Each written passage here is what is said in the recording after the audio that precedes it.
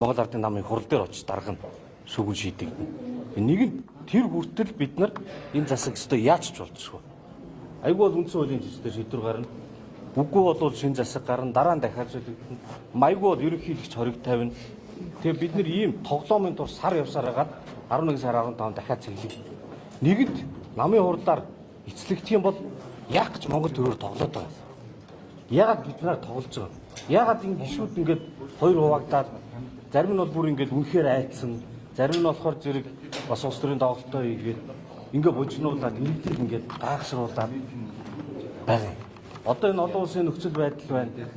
Дотоод эдийн засгийн хүнд байна. Өвөл болох гэж байна. Тэгэхээр би энэ улс төрийн намын тоглоомыг төрийн тоглоом болгож оруулж ирдэг. Үр дүнд нь парламентын шийдвэр хууль ус юм үгүй юм уу, засаг дарсан юм үгүй юм уу, ийм сонин вакуум оруулж байгаа нь маш аюултай үзэгдэл бөгөөд яах гэж яваад байгаа, юу хийх гээд байгааг яг одоо хэлж чадахгүй тийм удахгүй харагдах байх. Ийм нөхцөл байдалд орсон байна. Тийм болохоор нэгдүгээр энэ улсын хурлын гишүүн гэдэг статустай хүн бол төрийн төр гэдэг чинь одоо энэ иргэдийн эрхийг хамгаалсан бидний дунд байгаа ёсыг сахиулах тогтолцоо.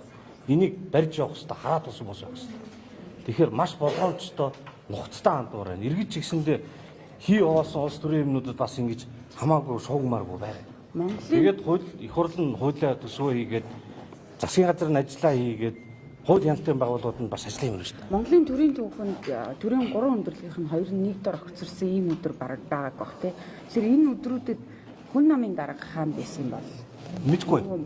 Би бол тэр хүмүүсийн татаар ярмаар гэнэ. Би бол энэ таны саяны төрийн 2 өндөрлөгтөөгөө огцруулсан ийм сонин үзэг болоод байна. Энийг бол бид нар одоо энэ сарын хугацаанд маш анхааралтай байх хэрэгтэй.